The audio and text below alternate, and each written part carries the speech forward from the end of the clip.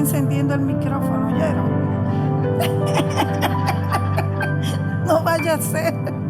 ¿Cómo están todos? Amén, qué bueno. Me gustaría que los que están atrás se sienten ahí como un poco apretados. Miren, aquí quedó todo este espacio. Me gustaría que los que quieran pasar para este lado aquí, van a estar chulísimos de este lado, se lo prometo.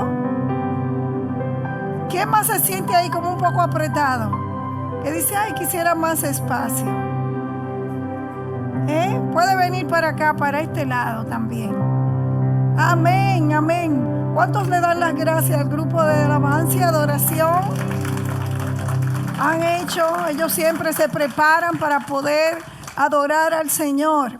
Y yo quiero que le demos la bienvenida a todas estas hermosas visitas que están hoy con nosotros. Gracias por estar aquí. Gracias por visitarnos. Y nosotros tenemos una tarjetita roja que queremos que usted, por favor, la llene. Ahí nosotros gracias, Mauricio. Nosotros, si usted tiene alguna petición de oración, usted la puede poner aquí. Y nosotros tenemos un grupo de oración que se reúne todos los días de la semana, todos los días del año, y están orando por las necesidades. Así que si usted tiene una necesidad, es maravilloso que lo ponga aquí. También con esta tarjeta podemos conocerle, podemos llamarle, podemos estar en contacto con usted. Y al final, cuando usted la entregue, como agradecimiento por estar con nosotros, tenemos un regalo, y así usted entrega esta tarjeta también, para que nosotros podamos conocerles. Así que Dios los bendiga. Gracias por estar aquí. Pueden sentarse, amados. Wow, tremendo fin de semana, Esto ha sido una parranda continua. Comenzamos el viernes en la tarde. Miren, ese grupo que está allá atrás, me parecen excelentes. ¿Se pueden venir para este lado? Sí, porque gracias a Dios que se vació este lado, y así ustedes pueden venir a sentarse aquí. Si no son mujeres, no pueden estar ahí atrás sentados. Los sugiere, esa área de ahí atrás de la pared solamente es para los que están sirviendo, y así ellos puedan moverse rápido y atenderles cuando ustedes necesiten algo, Qué bueno. ¿Cuántos les gusta en el cielo? ¿Les gustaría en el cielo estar en la primera fila? Amén. Comience desde aquí. Comience desde aquí, porque en el cielo queremos estar en el primer lugar, pero también comience desde aquí a desear estar más cerca de la presencia de Dios. Amén. Yo hablo fuerte, yo hablo duro como toda caribeña, pero les aseguro que no muerdo, no hago daño. Amén. Bueno, pues amados hermanos, nosotros comenzamos un viaje hace unas cuantas semanas por el libro de Apocalipsis. Mucha gente tiene miedo, ¿no?, cuando se menciona Apocalipsis, Pero el libro de Apocalipsis es un libro maravilloso. Recuerdo cuando mi hija estaba pequeña, era su libro favorito, aunque ella no entendía nada. Y Ernesto le dijo un día, porque ella estaba preocupada con tantas cosas, y ella le dijo un día, papi, estoy muy preocupada con tantas cosas del libro de Apocalipsis. Y Ernesto le dijo, no te preocupes. Lo más importante es saber que al final nosotros vencemos. Y eso es lo que Dios hace al final con su pueblo. Dale un aplauso. Porque al final nosotros vencemos. Amén. Pues hemos iniciado este viaje hablando sobre las iglesias. Desde el capítulo 1, hablando de quién es Jesús, quién es que escribe a las 7 iglesias de Apocalipsis. Y vimos varios mensajes que hablaban sobre él. Vimos una visión del Cristo glorificado, donde dice que sus ojos son como llamas de fuego, y él sostiene a cada iglesia en su mano. se mueven las iglesias, en medio de los 7 candelabros que son las iglesias, y sostiene a los líderes de esas iglesias en sus manos. A cada líder, no solamente en las iglesias que vimos del primer siglo, sino en las iglesias ahora, actualmente. Él es quien sostiene a los pastores, Él es quien sostiene a los líderes, y Él es que se mueve en medio de las iglesias. Y estuvimos hablando sobre la iglesia de Éfeso, ¿recuerda? ¿Y se acuerdan cuál era el tema de la iglesia de Éfeso?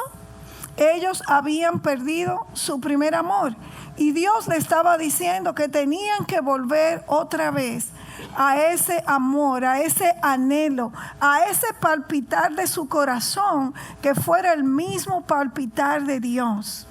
Y terminamos con la iglesia de Éfeso, y vamos a ir por unas cuantas semanas a la segunda iglesia, que es la iglesia de Esmirna.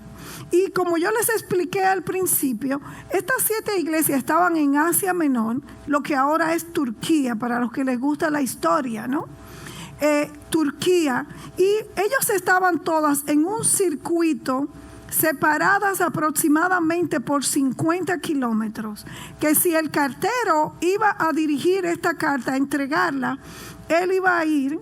Las iglesias, el mensaje a las iglesias está escrito en el orden en que fueron entregadas. Es decir, primero estaba Éfeso, luego Esmirna, y así va siguiendo hasta la última iglesia. Y era un circuito de varias iglesias.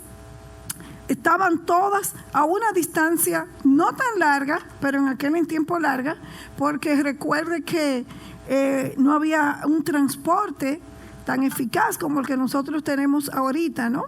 Y muchos de ellos caminaban a pie. Había muchos asaltos, muchos ladrones. Eso nunca ha dejado de existir, los ladrones. Así que no se preocupe si ahora hay muchos ladrones. Ahora los ladrones tienen saco y corbata, los ladrones de ahora. En aquel tiempo los ladrones pues eran los que estaban detrás, escondidos en las cuevas, y asaltaban a las personas.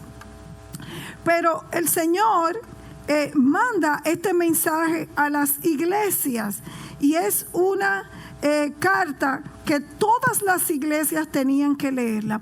Ahora bien, amados hermanos, cada carta de esta era una carta de súper relevancia, porque se entendía que era Dios quien mandaba estas palabras a las iglesias en aquel entonces.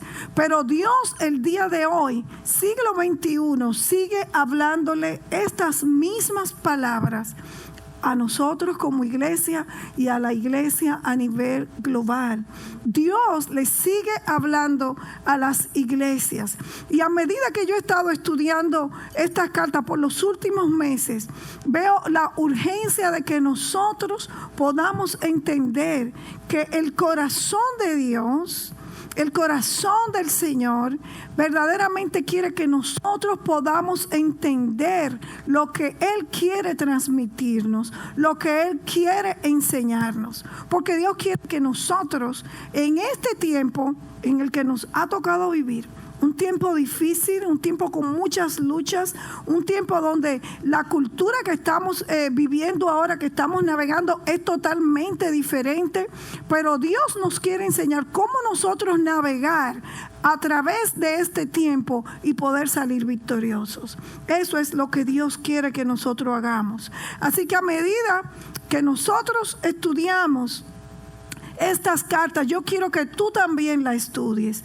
No te conformes solamente con escucharnos a mí, al pastor, predicar de Apocalipsis, de estas cartas. No te conformes con eso. Busca, escudriña las escrituras. Lee lo que Dios le manda a decir a estas cartas tantas veces sea necesario, hasta que esto sea parte de tu sistema, de tus huesos, que esto sea parte de ti, que se penetre de tal manera en tu corazón, que tú puedas entender cuál es la voluntad de Dios como iglesia, como hijo de Dios, y qué Dios quiere hacer contigo en este último tiempo. para que no nos desanimemos cuando veamos las cosas. Por eso Dios quiere que nosotros juntos podamos entender cuál es el mensaje de Él para la iglesia, pero también para ti individualmente. Y el día de hoy yo les voy a hablar con el tema: Él conoce tu sufrimiento. El Señor conoce tu sufrimiento. El que tiene los ojos como llamas de fuego, el que lo puede ver todo, el que puede penetrar lo que hay en nuestro corazón.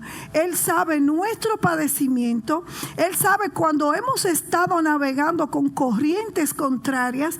Él lo ha visto. Él no es ciego. Él sabe lo que has padecido. Él ha visto tus lágrimas, aún en medio de la noche, cuando probablemente todos están dormidos y nadie se da cuenta. Él ha visto tu desvelar. Él ha visto tu deseo muchas veces de acercarte a Él y de conocerlo. Dios, el que tiene sus ojos como llamas de fuego, te ha estado observando. Y Él en esta tarde quiere hablarnos a través de esta carta. Y yo quiero que vayamos al libro de Apocalipsis. Estamos en el capítulo 2 y vamos al verso, desde el verso 8 en adelante. ¿Es el 2? Verso 8 en adelante. Amén.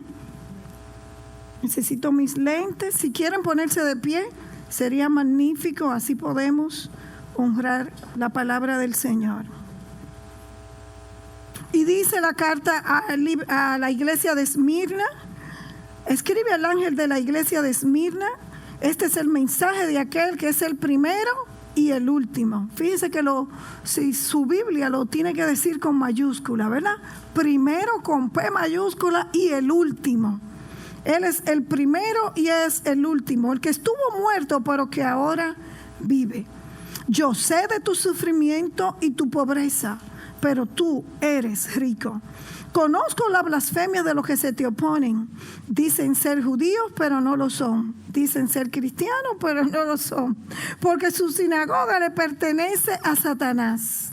No tengas miedo de lo que estás a punto de sufrir. El diablo meterá a algunos de ustedes en la cárcel para ponerlos a prueba, y sufrirán por 10 días. Pero si permaneces fiel, incluso cuando te enfrentes a la muerte, te daré la corona de la vida. Todo el que tenga oídos para oír, escuche. ¿Cuántos tienen oídos aquí? Escuche lo que el Espíritu les dice a las iglesias. Y el que salga vencedor no sufrirá daño de la segunda muerte. Gloria a Dios. Denle un aplauso al Señor. Puede sentarse, amados. Gloria a Dios. Bueno, la iglesia Esmirna, la palabra Esmirna viene de la palabra mirra. Mirra, ¿cuántos han olido la mirra? Yo tengo una fragancia de aceite que me la trajo una persona de Israel y es una fragancia de mirra, huele súper rico. Yo compré una mirra aquí en Amazon, pero no olía así, parece que era una copia, ¿no? A lo mejor de China vino. Que Dios bendiga a los chinos, porque hay un avivamiento grande en China, muchas personas, a pesar de la persecución, conociendo al Señor. Y este aceite es tan rico, es tan sabroso que de noche, cuando nosotros nos vamos a acostar, yo siempre me unjo hasta yo misma. Y esa fragancia yo la puedo percibir cuando estoy en mi cama. La mirra es un olor, huele, expande algo hermoso. Pero la palabra Esmirna también se deriva de la palabra mara, amargo. ¿Se acuerdan en el libro de Ruth cuando Noemí, después de haber muerto su esposo y sus hijos, ella les dijo cuando llegó de vuelta a Jerusalén, a su tierra, Belén, ella les dijo: no me llamen Noemí, llámenme Mara, porque estoy amarga porque he sufrido y mi corazón está lleno de amargura. Y eso fue lo que Noemí quiso decir, estaba amarga. Bueno, la mirra también se utilizaba, ese perfume se utilizaba para embalsamar a los muertos. Usted sabe que antes, cuando las personas morían, aquí, bueno, tienen sus técnicas, ¿no? Pero antes lo perfumaban y lo envolvían en unos mantos, y esos mantos estaban llenos de mirra y de especias aromáticas para que durante algún tiempo ellos pudieran, recuerden que ahí no había aire acondicionado, y el calor, cuando una persona estaba muerta, el nivel de descomposición era muy rápido. Entonces, las especias aromáticas, las flores y la mirra hacían que el cuerpo pudiera durar algunos días más para poder velarlo, porque habían personas que venían desde lejos caminando para poder llegar a velar, ¿verdad?, a su ser querido, a compartir con las familias, ¿no?, sus seres queridos. Y la mirra ellos la usaban para embalsamar, y como resultado llegó a estar asociada con el sufrimiento, la mirra. Por eso Noemí dijo, no me llamen Noemí, que significa dulzura, llámenme Mara, porque la vida me ha tratado con amargura, he sufrido. Y muchas veces nosotros nos podemos identificar con Noemí. Tal vez hemos pasado por tantas situaciones difíciles. En Santo Domingo le dicen, ese ha pasado el Niágara en bicicleta. ¿Usted sabe lo que es el Niágara? Las cataratas del Niágara. ¿Quién pasa el Niágara en bicicleta? Pero es el sufrimiento, lo que ha pasado. ¿Y cómo se obtiene la mirra? La mirra es la resina de este árbol, ¿verdad?, de mirra. Es una resina que para obtenerla con un cuchillo se corta, se va cortando el tronco, se va cortando el tallo, las ramas, y se va cortando, y esta resina entonces puede ir saliendo, está dentro de las ramas de este árbol, y es una resina pegajosa en su interior. Pero cuando usted la saca, el olor, esa resina desprende un olor tan rico que puede llegar, dice que puede llegar el olor de la resina hasta media milla de distancia, de tan rico que huele la mirra cuando se saca, ¿no? Pero su sabor es amargo, aunque desprende un aroma fragante, pero su sabor es amargo. Y la iglesia de Esmirna estaba relacionada con la palabra mirra. A lo mejor por eso se le llamó así, Esmirna. Era una iglesia sufrida, ellos habían sido golpeados, ellos habían recibido heridas, habían amarguras por la persecución que ellos estaban sufriendo. La iglesia en ese entonces estaba sufriendo gran persecución. Podemos darle gracias a Dios que nosotros no estamos padeciendo esa persecución. Quiero que sepas algo. Muchas iglesias en este mundo, aún en el continente latinoamericano, están sufriendo persecución. Lo que pasa es que nosotros a veces aquí en esta nación vivimos en una burbuja y pensamos que todo está bien, porque tenemos las cosas bien aquí. Hay mucha comida, hay abundancia, pero hay personas que están muriendo por causa del evangelio. El día jueves estuvimos aquí en una reunión de todos los líderes y pastores, ¿no?, de esta iglesia de Kingsbury, de los cuatro iglesias, y estuvimos en una presentación en vivo con una iglesia en la India.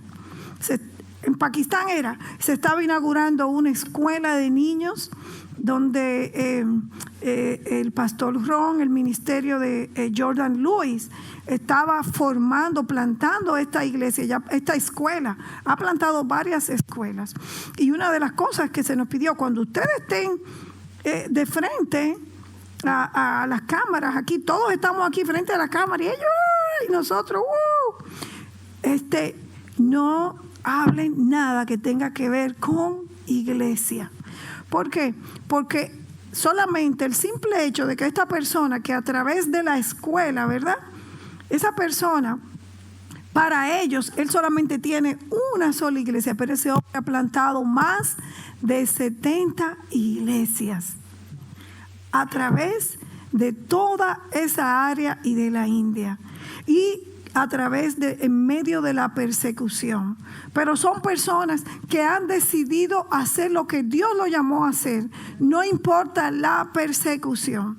Y cuando yo miro eso, yo digo, wow, qué vida tan feliz nosotros vivimos aquí. Probablemente tu sufrimiento pueda hacer que te falte un vehículo, que no encontraste trabajo, pero aquí si tú no tienes trabajo y no tienes dónde vivir, hay shelters donde tú puedes ir y recibes la comida. Pero estamos hablando de que si tú hablas algo de Jesucristo, de tu fe, tú puedes ser eliminado. Conocí a través de Voz de los Mártires un pastor en Colombia. Dios lo llamó, él era aquí un comunicador en una televisión muy conocida, no voy a decir el nombre porque no voy a dar propaganda, ¿verdad? Pero Dios lo llamó aquí y él es una persona con muchos recursos y él decidió irse de misionero otra vez a su país. Y lo que él decidió hacer fue llevar Biblias a la selva, a donde están las guerrillas. Y él lleva cantidades de Biblias, pero él sabe que cada vez que él toma ese viaje en ese barco a llevar esas Biblias, él sabe que él puede ser que no regrese a su casa. Y él cada vez que va a llevar las Biblias, él se despide de su esposo y de sus 3 hijos. Y ellos le dicen, papi, pero tú no tienes que ir. Él dice, no tengo, pero debo ir. ¿Por qué? Porque hay gente que está muriendo sin conocer al Señor. Y él dice que cada vez que él se va, su esposa sabe cuando él le da un beso, que puede ser la última vez que ella lo mire a él. Hay personas que están dando su vida. Y Esmirna, la iglesia de Esmirna, estaba atravesando una gran persecución. Pero a través de esa persecución había una fragancia que esta iglesia liberaba, que era la fragancia de la presencia de Dios. Era un dulce aroma a Dios, un dulce aroma de la presencia de Dios a las personas de esa ciudad. Y mientras estaba estudiando esto, busqué en Wikipedia el diccionario, ¿verdad? del internet, y busqué concerniente a la mirra y me encontré esta frase y me pareció muy interesante. Y dice que a diferencia de la mayoría de las otras resinas que salen de los árboles, la mirra se expande y brota cuando se quema. Usualmente las otras resinas cuando se le prende fuego al árbol se consume, pero la mirra se expande y brota cuando se quema, en vez de derretirse y disolverse. Entonces yo pensé, wow, qué gran imagen es esto de lo que el sufrimiento por causa de Jesucristo puede hacer en nosotros. Es una fragancia a la presencia de Dios, nuestro sacrificio y nuestra dedicación al Señor. ¿Cuántos le dan un aplauso? Gloria a Dios. Y la iglesia perseguida es la iglesia más sufrida en el mundo. Pero es la iglesia más pura. Es la iglesia que a menudo tiene el olor más fragante delante de la presencia de Dios. ¿Por qué? Porque ellos han decidido entregarlo todo como sacrificio vivo, agradable a Dios. Y iglesias como la iglesia de la China, la iglesia en la India, la iglesia en Pakistán. Son personas que están arriesgando toda su vida. Nosotros tenemos amigos misioneros que están en el Sahara, y para nosotros escribirle, ellos tienen sobrenombres. Nosotros nunca le podemos mandar un mensaje ni diciendo ¿cómo va la iglesia? Que decir yo qué, no, nosotros tenemos que hablar en clave y ponerle y decirle un nombre que ellos se pusieron, seudónimos. ¿Por qué? Porque cualquier mensaje puede ser interceptado y ellos pueden ser muertos por causa del evangelio. Y en el libro de los mártires de Foth nos encontramos, amados, oiga este dato histórico, que 5 millones de cristianos, yo no tenía verdaderamente idea que un número tan grande había muerto por causa de la persecución. Ellos murieron por su fe en Cristo Jesús durante las persecuciones en el primer siglo. Más de 5 millones de personas. Yo sé que usted quería que yo probablemente le hablara un mensaje de que ay, el Señor va a traerle cosas buenas, la bendición está a punto de llegar, esa casa que te dijeron que no va a ser sí, esos papeles van a llegar. Pero yo quiero hablarte de algo hoy que nosotros tenemos que saber. ¿Sabe por qué? Porque cuando nosotros no vemos lo que nuestros hermanos están padeciendo, podemos creer que todo está bien. Y no todo está bien. Hay gente que está sufriendo. Hay situaciones difíciles. Hay cosas que están pasando en nuestra vida, que están pasando en muchas familias. Familias que están perdiendo sus hijos. Familias que están siendo quemadas por causa de la fe en Jesucristo. Y nosotros estamos haciendo. Y nosotros, ¿qué estamos haciendo?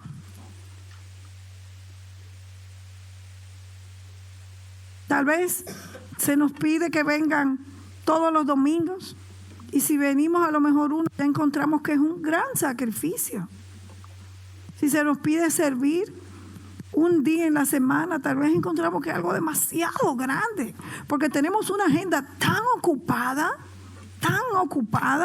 que no tenemos tiempo para eso. Ya con un día que yo sirva es mucho, me estás pidiendo demasiado.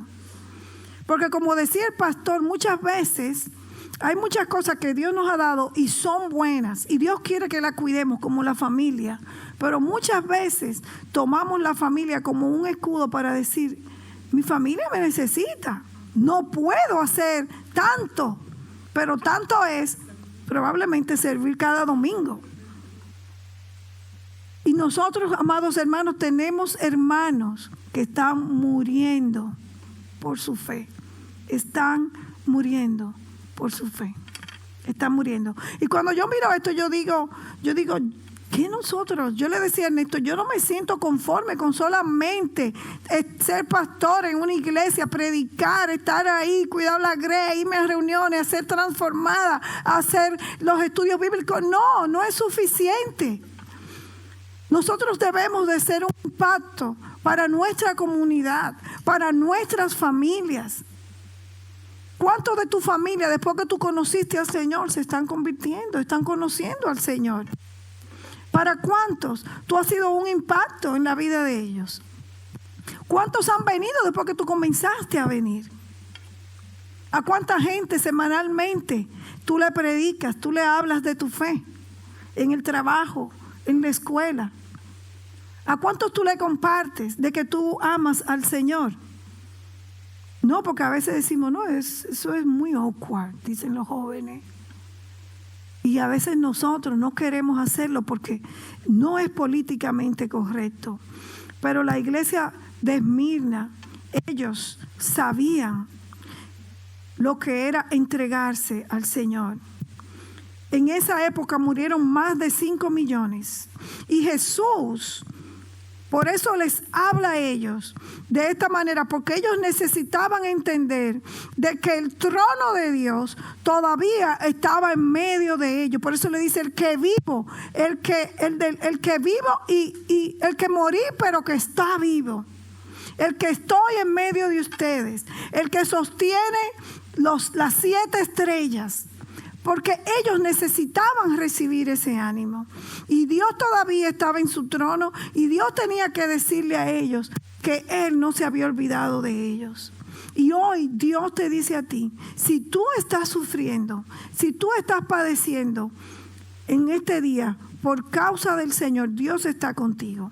Ahora, si como pasa en esta iglesia y en la iglesia de Filadelfia, 2 iglesias, Dios a ninguna de ellas las reprendió. Todo lo contrario, Dios la animó, porque ellas estaban sufriendo, ellas estaban haciendo lo que era correcto.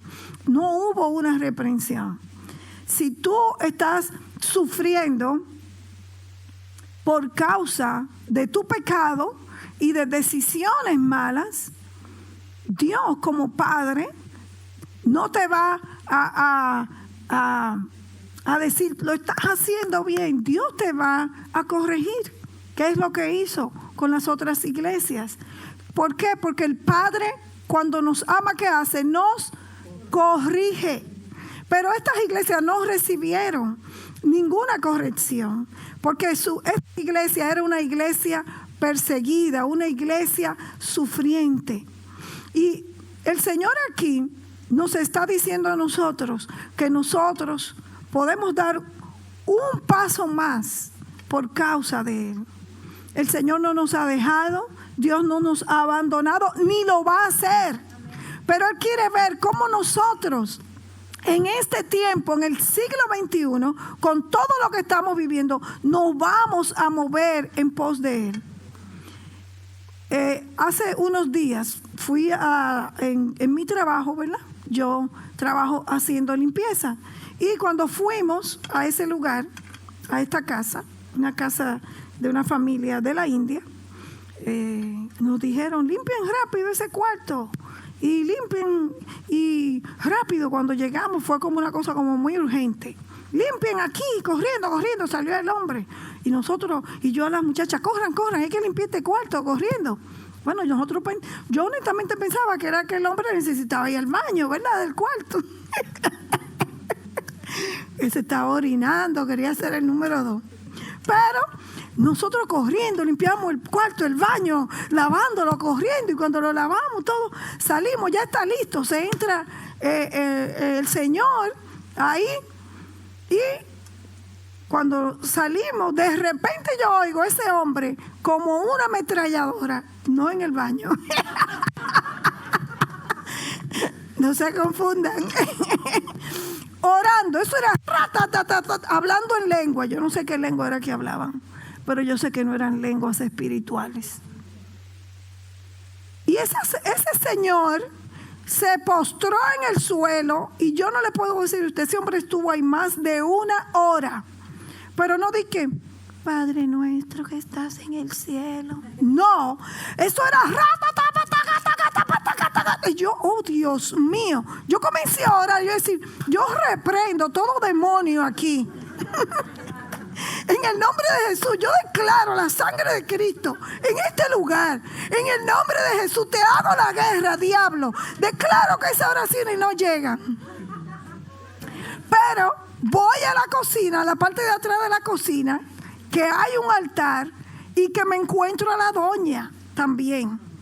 Y la doña estaba así, sentada, pero con una concentración, que nosotros estábamos limpiando ahí, y parecía que esa mujer estaba en el espacio. Y el Espíritu Santo me redarguyó mucho. Fíjense con la urgencia que a nosotros nos dijeron que teníamos que preparar esa habitación, porque era el lugar de oración de ese señor. Y yo no le estoy hablando a usted que era de que en la mañanita temprano que él se levantó y tenía que orar. Era la 1 de la tarde. ¿Me está comprendiendo? Y esa persona sacó el tiempo para orar. La señora sacó el tiempo para orar. Y yo dije, wow. Y qué difícil se le hace al pueblo de Dios que tiene la verdad, que tiene el Señor, que tiene la verdadera palabra, la verdad absoluta, la Biblia. buscar y orar. De verdad, ¿cuántos de ustedes tienen espacios disponibles en su casa y lo que lo tienen en lleno de almacén de las cosas que ustedes ni siquiera quieren tirar? ¿Podrían convertirlo en un espacio de oración?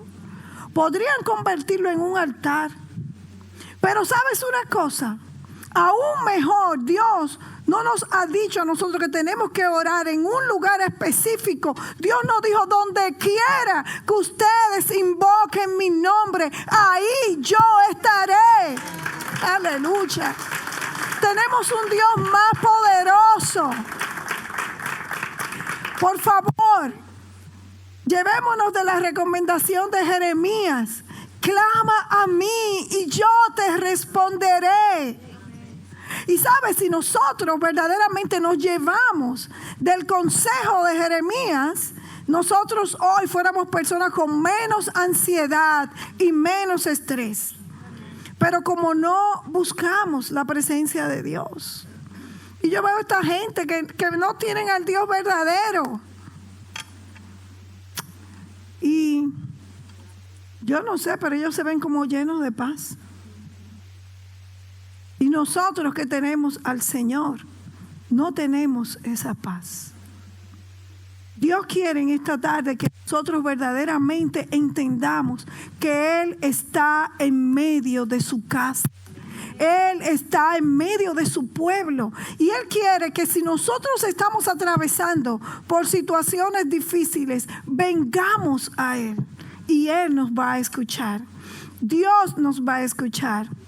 Amén. Yo sé que ustedes no están muy emocionados con eso, pero yo estoy muy emocionada con eso. De que Él me va a escuchar, de que yo no estoy orando a un palo, sino de que yo estoy orando a un Dios vivo. Yo estoy dando un panorama general de la iglesia de Esmirna, pero vamos a ir palabra por palabra en esta carta en las próximas semanas. Vamos a ir detallando cada cosa de esta carta para que nosotros verdaderamente podamos entender lo que Dios está hablando a su iglesia del Señor. Habían varias cosas que estaban pasando en Esmirna, y era que se estaba dando la adoración al emperador, al César. El emperador en ese entonces del Imperio Romano, él demandaba una adoración, y esto no era algo opcional. No recuerdo, sino que leí en la historia, porque hace muchos años, nuestro país pasó por un dictador, el presidente Trujillo, y toda casa en el país tenía que tener un cuadro que decía: en esta casa manda Trujillo. Trujillo es el jefe. Si usted no tenía ese cuadro en la sala, tú ibas preso. Si no tenía ese cuadro, doña Venecia sabe porque ella vivió ese tiempo, ¿no? Ella tenía su cuadrito de Trujillo ahí. Y en la misma sala, sí, porque se entraba un guardia a mirar, a ver, ellos entraban así de repente, a chequear a ver si el cuadro estaba en la sala. En esta casa manda Trujillo. Entonces, ellos tenían que adorar al César, al emperador. Y cada vez al año, una vez al año, estaban obligados a tomar incienso y quemarlo en un altar al César. Y luego ellos tenían que decir: Curio César, César es Señor. Pero cuando ellos ofrecían ese incienso, se le daba un certificado de que habían cumplido con su deber ciudadano. Escuchen esto, de que habían cumplido con eso. Y cualquier persona que se negara a participar era considerada traidora del Imperio Romano, desleal, y sus consecuencias eran la muerte. No era de que, ay, perdiste el trabajo, no me adoraste. No, era la muerte. No. Si tú decías abiertamente que tú eras cristiano, tú no podías conseguir trabajo, tú no podías, tus negocios te eran quitados, tú no podías prosperar económicamente, y tu estatus en la vida social totalmente quedaba fuera. a muchos los desaparecían. Había una isla donde estaba llena de presos, donde en ese lugar estaba el apóstol Juan, que era la isla de Patmos. Y la vida de aquellos cristianos era difícil. Los que se negaban a decir Curio César, ellos, su vida era imposible de vivir. Ese era el estado que estaba viviendo la ciudad de Esmirna y la iglesia. Los cristianos de esa época, ellos estaban dispuestos a someterse a la autoridad de Roma en todo lo que era en materia civil, pero ellos no estaban dispuestos a ofrecer sacrificios y adoración al César. Es decir, como ciudadanos vamos a hacer nuestras labores ciudadanas, respetar las autoridades, hacer nuestros deberes, pero no adorarlo. En su lugar ellos decían, Kyrios Cristo, Cristo es el Señor. Y muchos de ellos fueron mártires. Entre ellos, el pastor de la iglesia de Esmirna, Policarpo, que ya les he hablado un poco anteriormente sobre Policarpo. Él fue quemado por causa de que él no se inclinó a adorar a César. Y dice aquí, aquellos que se dicen ser judíos, pero que no lo son, sino que son sinagogas de Satanás. Habían judíos, en mi país le llaman calieses, los chivatos, los que van al gobierno y chivatean. Eso usted lo ve en los gobiernos comunistas, en los gobiernos socialistas. Siempre hay algunos chivatos que eran supuestamente amigos. Entonces ellos entraban. Por eso dice, algunos judíos que dicen ser judíos, pero son sinagogas de Satanás, porque ellos eran los que entraban en la iglesia y delataban a los que estaban adorando al Señor y los que decían, no nos podemos rendir. Hermanos, usted no se puede rendir. Recuerde que hay una corona que Jesús tiene preparada. Y esas personas iban a la gente del gobierno y denunciaban. Y Policarpo fue denunciado. Y se llevaron a Policarpo. Y dice que cuando se lo llevaban, los guardias querían convencerlo. Policarpo, pero tú eres una persona tan chévere, tú eres tan cool, ¿por qué tu mamá no dice viva el César? César es Dios. Y ahí se acaba. Y él dijo, nunca podré hacerle ese daño a mi Dios, porque él siempre ha sido tan bueno conmigo. Y dice que a Policarpo entonces lo arrastraron y Policarpo se desnucó en la carreta donde iba. Cuando llegaron, lo amarraron a un árbol y Policarpo fue quemado. Pero lo más hermoso de todo esto es que cuando Policarpo estaba siendo quemado, el olor que Policarpo desprendía no era un olor putrefacto o de cuerpo. Usted sabe cuando se está quemando algo, un animal, una persona, eso apesta. Por todo lo contrario, a medida que Policarpo era quemado, su cuerpo desprendía un olor a mirra, que toda la ciudad fue llenada e impregnada por la mirra de su sacrificio. Aleluya. Gloria a Dios. Jesús, por eso le da ánimo a esta iglesia. ¿Qué tú le vas a decir a alguien que tú sabes que está sufriendo? Bueno, nosotros muchas veces llegamos y decimos, te lo dije. Tú estás pasando el Niágara en bicicleta y uno llega, yo te dije que no lo hicieras, pero tú lo hiciste. Y eso es como, mire, poner un dedo en la llaga cuando nosotros hacemos eso. Eso es malísimo, no lo haga, yo lo he hecho.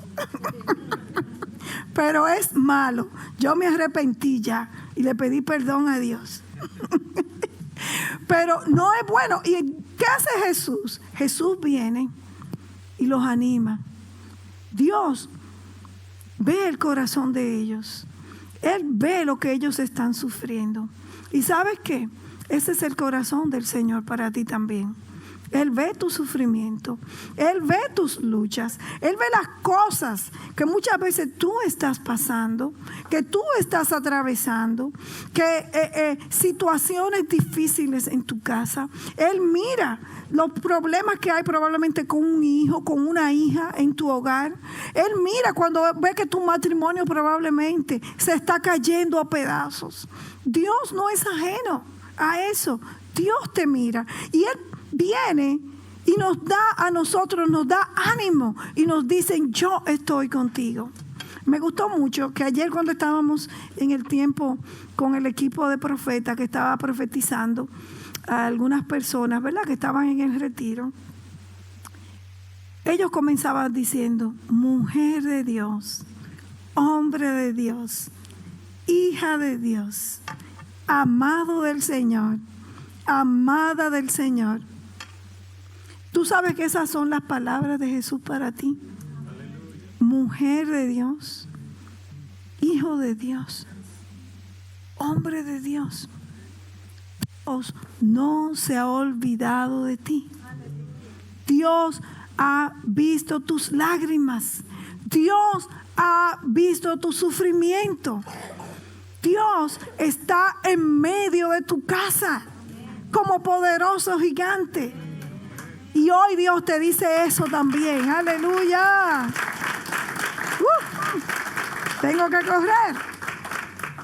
Tengo que correr.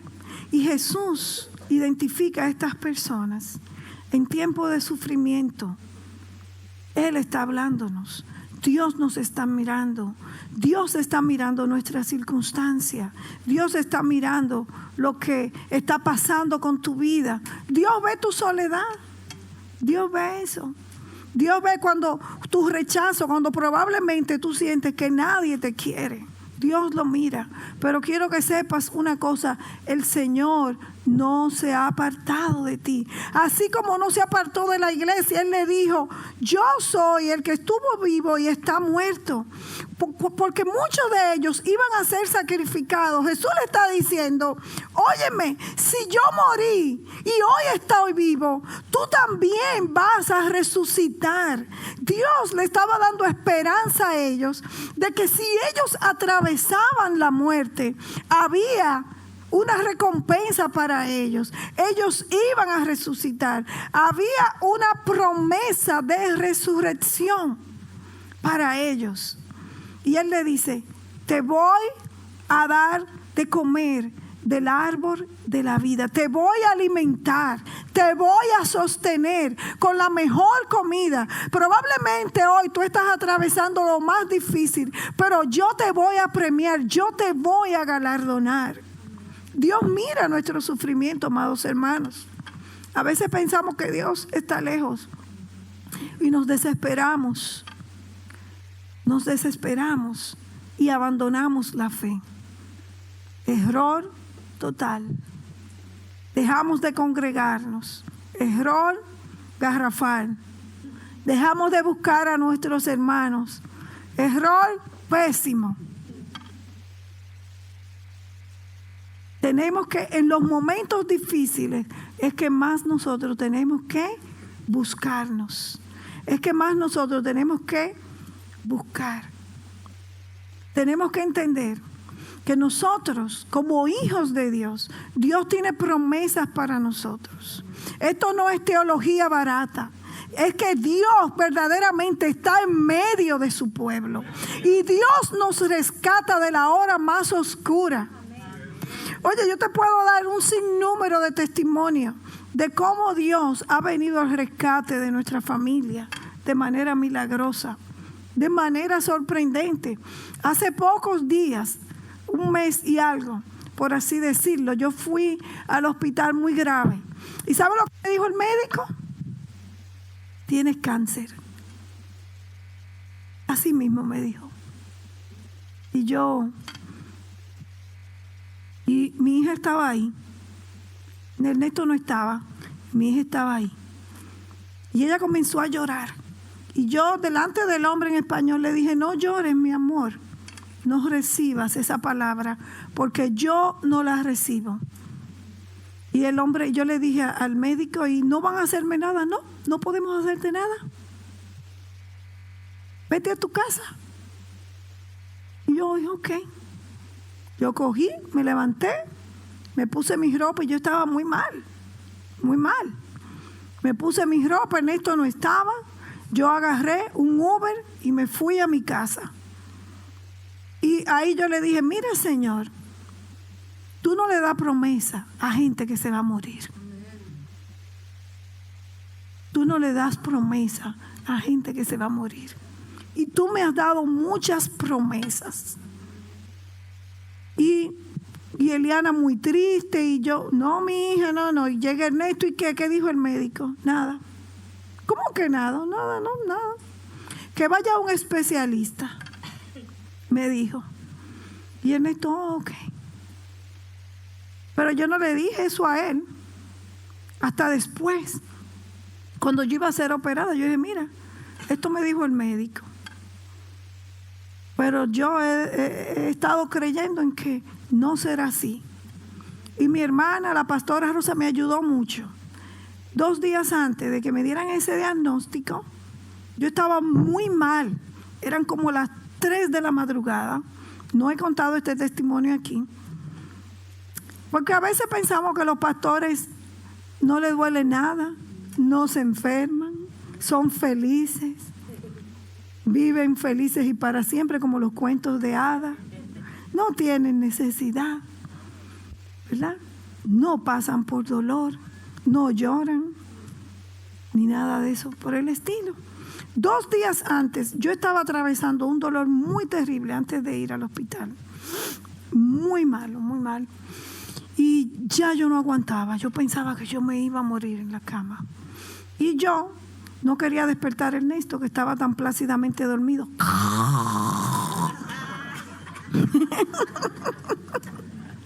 Y bueno, yo dije, está muy como un ángel dormido, muy bien. Dormido como un ángel. Y entonces, estoy esperando que den las 5:30 para llamar a mi hermana Rosa a Santo Domingo, porque ella tiene una línea de oración. Y yo la estoy llamando como médico en realidad, ¿verdad? Para decirle lo que me estaba sucediendo, ¿no? Pero ya yo venía sufriendo con muchas cosas desde antes. Y entonces, cuando dan las 5:30, yo me quedé como entre despierta y dormida. Y con ese dolor tan fuerte. Y cuando estoy así como entre dormida y despierta en medio del dolor, una persona entró a mi habitación. Se lo estoy diciendo como que estoy mirándolo ahora mismo, con mis ojos abiertos. Cuando entra a mi habitación, yo agarro a Ernesto y le digo, Ernesto, que está durmiendo como un ángel, ¿verdad? Ernesto, me hace así, él. Y esa persona cuando está entrando cierra la puerta y me dice, no temas, yo soy tu ángel. Fue una cosa sorprendente. Y se postró al lado de mi cama y comenzó a recordarme muchas promesas del Señor. Y yo lo encontré muy bonito, pero yo estaba muy mal. Y yo creo que yo no le prestaba como mucha atención a todas las cosas hermosas que ella me decía. Y ella me mostró una foto. ¿Usted cree que la inteligencia artificial eso en el cielo desde hace mucho tiempo? Esa señora hizo así, me mostró una foto así abrió una pantalla delante de mí y en esa pantalla me mostró una foto mía y de Ernesto, como con unos 20 años más, con canas. Y cuando ella me dijo todo eso, yo le dije, pero ¿y este dolor? Ella me dijo y se rió y me dijo, eso se fue. Eso no es nada. Me dijo a sí mismo. Y yo, bueno, pues yo espero que se me quite, ¿verdad? El dolor. Pero, como en la mañana, el dolor desapareció. Pero yo seguí muy mal. Cuando sucedió esto, que yo voy al médico, mi fe estaba fortalecida porque ya Dios había mandado un mensajero para decirme, eso no es nada. Y hoy el Señor te dice a ti, eso que tú estás pasando no es nada. Porque lo mejor de tu vida es lo que yo voy a hacer contigo. Lo mejor de tu vida es lo que viene. Lo que tú estás sufriendo no es nada. A veces nos cegamos por el sufrimiento y por el dolor y no nos damos cuenta de que lo que Dios va a hacer, la liberación de Dios va a ser mayor. Cuando llegué a la especialista, yo vi una china. Ay, no me gustan las chinas como médico, dije yo. Es que ellos son tan sweet. No, mentira.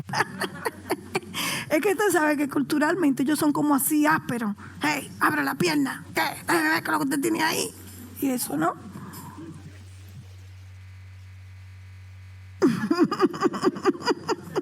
Quítese la ropa. Sí, ellos son así. Entonces, yo le dije, Rosa, una china es la que, porque fue una emergencia. Yo tuve que coger al médico que estuviera disponible, el especialista ahí donde me mandaron, ¿no?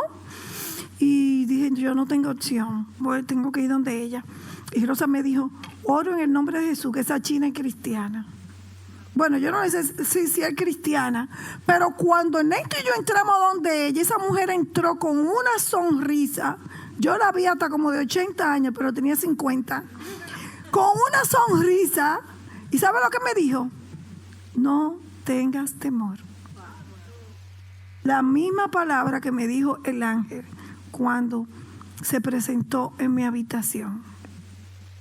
Y ahí habló, y me dijo, oh no, yo estoy viendo lo que tú tienes. Eso está ahí. Y te vamos a operar y pero no tengas temor. Yo no voy a tener ningún temor, ni nada. Y para la gloria de Dios, me operaron, fue de emergencia porque la operación estaba estipulada para 2 semanas siguientes, pero tuvieron que acelerarla, ¿verdad? Porque Dios comenzó a sacar. Óigame, si ahí había un cáncer, eso se fue. Porque yo comencé a botar pedazos de carne, pedazos de cosas. Escúcheme, eso fue algo fuerte.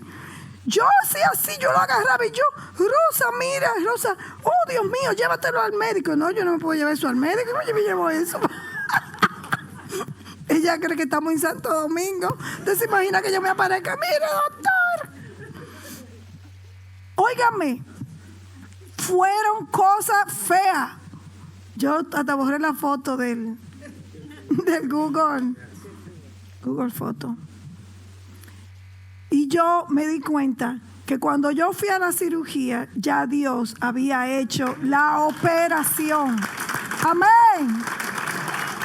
El Señor es el Señor. Satanás no es tu Señor. El gobierno, el presidente no es tu Señor. Óyeme, tu trabajo no es tu Señor. Las situaciones en tu vida no es tu Señor, ni están por encima del Señor. Jesús es el Señor. Nosotros no somos el Señor. Y Él va a obrar en tu vida. Él va a venir a tu rescate. Él va a venir a hacer lo que tiene que hacer en nosotros. Nosotros tenemos que saber entender de que Él está con nosotros. Cuando yo iba a la operación, Rosa me dijo, acuérdate que el ángel ya te visitó. Cada vez que Rosa llamaba, dime, tú estás bien, el ángel te visitó. Yo sí, el ángel me visitó. El ángel te dijo que tú estás sana. Dios te operó. Cuando yo le mandé esas fotos a ella, la pastora Rosa, Rosa me dijo, Marta, me dijo, yo no te lo quería decir, pero lo que se veía ahí era muy feo.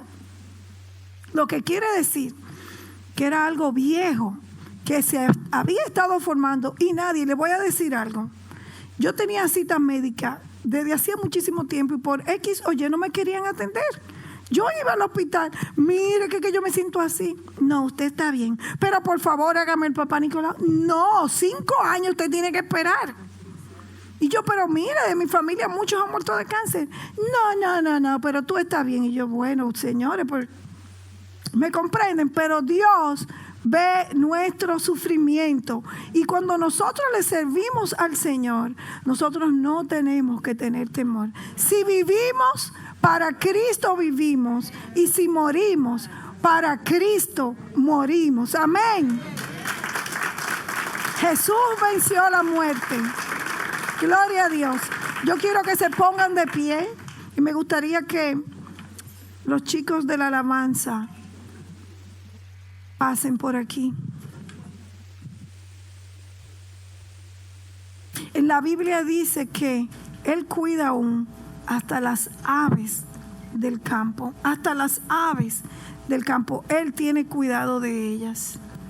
Y si Él tiene cuidado aún de las aves, si la mirada de Él está sobre las aves y cuida de ellas, Él va a cuidar también de ti y va a cuidar de mí.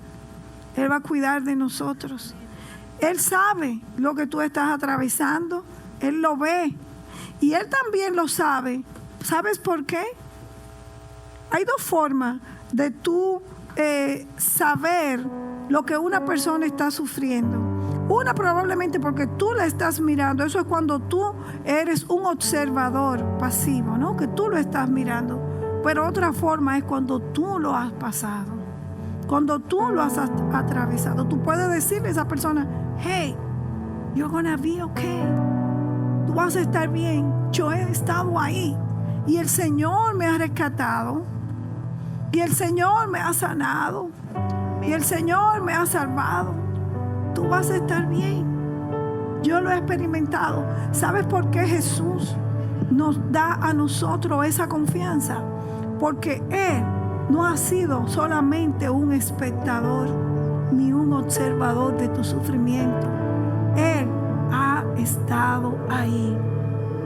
Él sabe tu dolor y Él lo mira. Él lo conoce. Él lo sufrió en la cruz del Calvario. Él sufrió los clavos. Él sufrió los latigazos. Él sufrió la separación. Él lo sufrió. Él no es uno que conoce el sufrimiento porque lo ha visto. Él es uno que conoce el sufrimiento porque lo ha vivido. Y como tú te encuentras hoy, Él hoy lo sabe. Amén. Él hoy lo sabe. Si te has encontrado aprisionada, presionada por las exigencias de la vida, Jesús sabía lo que era ser presionado por las multitudes necesitadas. Estas se amontonaban y podían durar todo el día. Y Jesús hasta la noche atendiendo a las multitudes. Si tu familia no te entiende, Jesús sabe de eso también. Porque su familia no lo entendía. Muchos lo tildaron por loco, sus mismos hermanos. Lo tildaron por loco. Jesús lo sabe. Él lo comprende. Te han rechazado, te han acusado falsamente. Jesús también sabe de eso. Él fue rechazado y fue acusado falsamente. Tal vez tú has sido abandonada o traicionada por algún ser querido, por un amigo, por un esposo en quien tú confiabas. Jesús lo sabe. Él ha estado ahí también. Él fue traicionado. Él fue abandonado por sus mejores amigos. Él lo pasó. Él sabe lo que es ser traicionado. Tal vez tú has estado luchando financieramente mes tras mes y estás siendo amenazado con perder tu casa. Jesús sabe acerca de eso. La Biblia dice que Él no tenía un lugar donde recostar su cabeza, donde invitar a los suyos para que lo visitaran. Jesús sabe. Jesús sabe. Jesús sabe tu sufrimiento. ¿Te has sentido sola? Jesús quedó solo en la hora más oscura de su vida. En la hora donde Él más necesitaba compañía. Que las personas que lo amaban estuvieran ahí. El punto de todo esto es que Jesús ha estado ahí. Jesús está ahí. Sea lo que sea que tú estás atravesando, ponle el nombre. Ponle el nombre. No, pastores, que usted no entiende. Jesús lo entiende. Yo probablemente no lo entiendo, porque yo no lo he atravesado todo, pero Él lo ha atravesado. Y el que tiene que entenderlo, lo entiende. Él lo entiende. Jesús lo comprende. Él te comprende. Él lo sabe. Él lo sabe. Él lo sabe. Y a Él le importa cuando tu corazón se duele por las cosas que estás atravesando. ¿Y sabes qué? A Él le importa. Él no se alegra de nuestro sufrimiento. Jesús también llora con nosotros cuando nosotros pasamos por situaciones difíciles. ¿Sabes una cosa? Aún por situaciones que nosotros mismos hemos tomado malas decisiones, aún por causa de nuestro pecado, lo que estamos sufriendo, Jesús lo mira. Y Él no dice, te lo dije, estás ahí por eso. Él simplemente, con un corazón lleno de compasión, así como decían los profetas ayer, Él con un corazón compasivo te dice, hija mía, hijo mío, mujer de Dios, hombre de Dios, yo estoy contigo. Él está contigo. Él se preocupa y Él está tocando tu dolor hoy. Y cuando los días son pesados y las noches largas y tristes, ten por seguro que tu Salvador está contigo. Él está contigo y Él te rescatará.